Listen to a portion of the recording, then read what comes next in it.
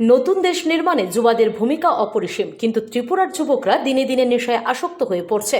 নেশা সেবনের ফলে রাজ্যের প্রায় ৩,০০০ যুবক এইডসে আক্রান্ত। আজ বিজেপি যুব মোর্চার রাজ্য উদ্যোগে আয়োজিত জনসভায় উদ্বেগ প্রকাশ করে এই কথা বলেন পশ্চিম ত্রিপুরা লোকসভা আসনের ভারতীয় জনতা পার্টির মনোনীত প্রার্থী বিপ্লব কুমার দেব।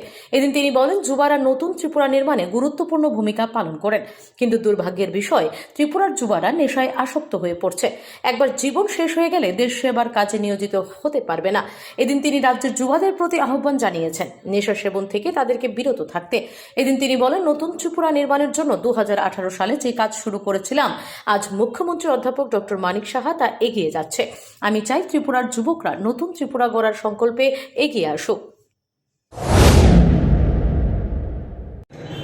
যারা এখানে উপস্থিত তাদের কাছ থেকেও, যারা এখানে উপস্থিত নয় তাদের কাছ থেকেও চাইলে দেবে,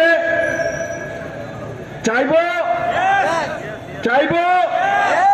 অনেকে বলে না, চাইবো আমি, চাইবো পেছনে বলে না, চাইবো আমি চাইবো আপনাদের কাছ থেকে একটা জিনিস, সেটা হচ্ছে আমার ত্রিপুরার যুবরা যাতে ট্যাবলেট না খায়, আমার ত্রিপুরার যুবরা যাতে ড্রাগস না নেয়, আমার ত্রিপুরার যুবরা যাতে কোনো ড্রাগসের ইনজেকশনের শিকার না হয়। বন্ধু, এই যুবা শক্তি দেশ নির্মাণ করে। Bureau report, S Bharat live 24 hours.